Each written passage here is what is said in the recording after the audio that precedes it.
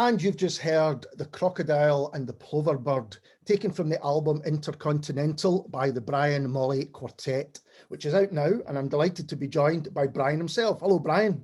Hi, Alistair. Good to be here. It's great to have you on. Before we talk about the album, it is a collaboration with your quartet and the percussionist Krishna Kishore. How did that collaboration come about? Well, I guess it started back in 2017 when we, Brian Molley Quartet, has travelled out to India as part of the British Council's UK-India 2017 season. So the four of us from Scotland, that was me on saxes, Tom Gibbs on piano, in this instance James Lindsay on bass, and Stuart Brown on drums. The four of us travelled out to Chennai to do some gigs there at Madras Jazz Festival. And also a big part of that project was for us to collaborate with an amazing musician based in Chennai, and that was Krishna Kishore, the first time we met him.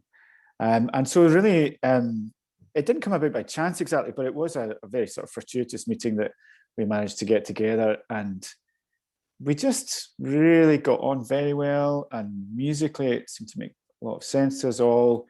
And you know, the five of us really thought that we'd sort of hit on something that had a bit of potential. Mm-hmm. And we just sort of went with it from there, really. We've been back to India. I've been back myself quite a few times and managed to hook up with Krishna when I've been there. And then in another case, the four of us went back to do some more touring. So we've kept that relationship alive. And we always sort of dreams of doing greater and bigger things with it. And so then we had planned for Krishna to come here in 2020, mm-hmm. But then this sort of pesky COVID thing got in the way. So that got sort of shelved for a little while. But in the meantime, we decided that we would try and record some music together. And we recorded here in Glasgow, and he recorded in Chennai, and that's brought us to the album. And we're delighted to say that he is finally making the trip over to the UK to join us in August, which is part of the fabulous Made in Scotland programme at the Edinburgh Fringe. Oh, brilliant. That is a great programme. Yeah. Fantastic. It's so interesting because when you listen to an album like this, you just have it in your head that you were in the same room almost, or doing these things together, or at least in the same studio. But so how did it actually, what were you sending, kind of files to each other? Or? Yeah, that's great to hear. I'm really glad you said that. That's definitely what we're aiming for. Well, in the build up to it, the material, I wrote the tunes for it, but very much with the people that were playing it in mind. And I always sort of see these things as, okay, sure, I might bring the material to the table, but it's really very much a collaborative process for everybody involved, not just for us and Kishore, but for all five members.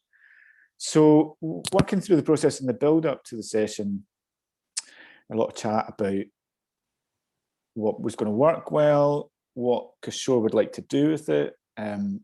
His input was very important.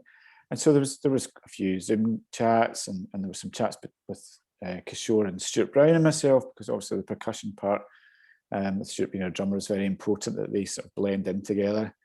And then on the day we phoned him, you know, from the studio, we did our bit first. So he was sort of there with us in spirit, at least, or via FaceTime. So he was able then to see how we put the things together. And then we bundled all our stuff up, sent it out to Chennai. And he did his part for it and sent it back to us. And then we sort of glued it all together with an amazing musician and fabulous engineer, a good friend of mine, Ewan Burton, here in Glasgow. Because the tracks on Intercontinental, it's not just a case of having a guest musician, as I would say. This is a true collaboration. There are Scottish elements and Indian elements in all of these, well, most of these tracks. Do you know, that's exactly what my intention was with it. And, you know, various people have approached these types of projects in lots of different ways, and they're all valid in their own way. But my view is that it's very important that everybody feels that they can contribute to it. And in that sense, the output is greater than the sum of its parts, basically. And it's very much my desire, my view that these things work best when they're done like that. And you want to, I don't want it to be me and some people that I hired. You know, it should be us. It should be our thing together. And And the way that the whole thing slots together to achieve that, I think it's very important. It's a very key part of the process. We'd done it before because our trip out in 2017 wasn't our first trip to India. We'd worked there before with some musicians from Rajasthan, and it was the same sort of process, very open-minded and very sort of a free space where everyone could contribute to what we would hope would be a unified sort of ensemble sound at the end of it all. That's really the aim. And do you know in these situations almost immediately that this is someone I can work with? Because I guess there's got to be, particularly with jazz, a kind of level of trust. You're maybe there's improvisation involved in different aspects of it like that. Do you kind of know quickly, yeah, this person we're going to click? I think so. I mean, sometimes your first impressions aren't always the best, but and it turns out that you make great connections or whatever. But that, certainly in this case with Kishore and in the previous collaborations we've done, that was definitely the feeling that I got. And it's a bit of a cliche, I suppose, but the whole music is a universal language kind of thing. But when you just start to play together, then you certainly get a sort of vibe of, you might be able to tell pretty quickly that somebody's listening or they're sympathetic to what it is that you might do, and then that becomes a sort of two-way street. And as soon as you start to build that up, then I think you can see the potential in what you might be able to do together. And that's definitely the case with Kishore. He's a fabulous musician, and he's got a phenomenal reputation in India, but also someone who is very open and very generous to contribute to the project too.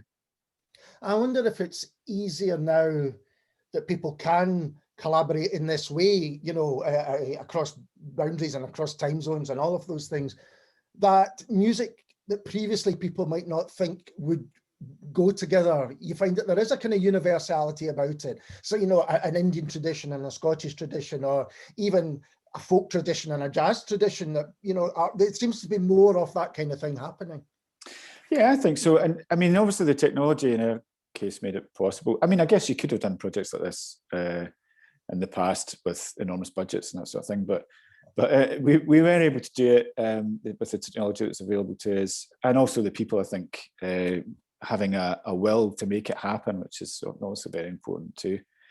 But yeah, that style thing, the crossover, I think we live in a really interesting time musically as far as that sort of thing goes. There is a lot of really interesting music being made by a lot of open-minded musicians, and I think some people sometimes maybe think it's not such a clever thing to have these boundaries becoming a bit more blurry, but I think it's fabulous, and so especially in the jazz world, the crossover now with the way that a lot of jazz musicians work, taking influences from other styles, seems to me to be really really productive and making some great music. The Scottish Indian thing, actually, I think is quite a natural connection. Just there's a sort of, and with elements of jazz as well, that just the improvisatory nature of the music, and also there's a quite often a sort of pentatonic kind of Indian sound that matches well to my ear and to a lot of folk music of Scotland. When we've worked on those things before, sort of just jamming away has been so much fun, and you can sort of hear you're sort of entering into the right similar sort of sound space, I think. So can you give us a bit of a background to your kind of life in music and in jazz? How did you get into it? Sure, yeah. Well, I started playing saxophone at high school. My dad's a keen amateur musician, so he used to have a lot of music at home, and he also used to take me to lots and lots of gigs all through my teens. And I guess really, I was into it straight away. I knew that it was really, I just really had my interest, I guess, from the get-go. I think perhaps somewhat unusually for a saxophone player is I spent a long time studying classical music and classical saxophone playing. And I went to university here in Glasgow, but then on to music college in Glasgow too, studying sort of contemporary classical music, which I enjoyed very much. And I still draw on a lot of that experience in my approach to music making today, even though I don't, necessarily play that style of music so much anymore. But I guess all that, those elements of my background, it sort of led me to just be this kind of really curious musician, and that really is a kind of key part of my function, I think, as a musician. There's not an awful lot of it I don't like. There are a few things. I'm not crazy about death metal, and some Eurohouse, but although everything's not for everybody, but I sort of remain a really curious musician, and I think that's definitely one of the reasons why I've stayed at it for so long. It's a very important part of my life as a musician, is that curiosity about finding out new things and exploring new bits of music along the way. And how did the quartet come together? Was it like some bands where you just, make connections in places and think, yeah, I really want to play with you, or do you go out kind of seeking musicians? Well, we played together a lot. There's a lot of that in our scenes of musicians working in various different bands with one another and all your friends and everything. So I'd been doing that for a long time, and actually I came a wee bit late to the party, a bit later than a lot of my contemporaries. So I just worked as a freelancer for a long time, and I was working on one particular project with Mario Caribe, who's a great friend of mine, and Mario and I worked with two musicians from Brazil. Mario was originally from Brazil, but two Brazilian musicians came over here to work with us for Edinburgh Jazz Festival. That was in 2012. 2012. And we had a great time, played some brilliant music with those guys. They were amazing musicians and lots of fun. But at the end of the gig, when we were all done, the guys gave me a couple of CDs and said, nice to work with you, sort of thing. And I didn't have anything to give them. Right. And I thought to myself, no, I'm going to have to do something with this. So that was the real spark that made me, decide, right, I have to, get up and do something about putting my band together. And I was really keen to get more into writing music, and fortunately I've been able to do that. But having a vehicle to play the music that you write is it's quite handy. So we've really just gone from there and gone from strength to strength. We've done a lot of playing together and a lot of touring, and quite a bit of recording too. And more or less stayed with the same core group of guys who I'm glad to say are still called good friends as well as phenomenal musicians. And you said that Krishna is coming over to play. So what are the details with that? I mean, have you got plans? Is it one concert, or you got plans to play other things live? He's going to do 4 shows with us. Right, that's in Edinburgh in August. Well, 2 shows in Edinburgh, one in Glasgow. That's Glasgow's the 18th of August, 19th and 20th in Edinburgh for the Fringe from Made in Scotland. And then on Sunday, the 21st, we're off down to Dunoon to play at Dunoon Borough Hall. Yeah, that's with Scotland on tour. So great. We're very, very much looking forward to sharing a stage again. It's going to be great. I was not long at Dunoon Borough Hall. It's a great venue. That'll be really interesting. That's right. And weirdly enough, it's not really particularly by design, but the Made in Scotland programme I've done a few times now. It actually that's where the connection with India started the first time. I did it in 2014, but then in 2018 I was a Made in Scotland company again, and this time we brought our 2 Rajasthani friends over to Scotland, and we did the same tour. One night in Glasgow, 2 in Edinburgh, and back down to Dunoon. So this is my first time back in Dunoon Borough Hall since then. Yeah. So looking forward to going back, because it's a really great space. Absolutely. Well, Brian, thank you so much for taking the time to talk to me. I really do appreciate it. Pleasure, Alistair.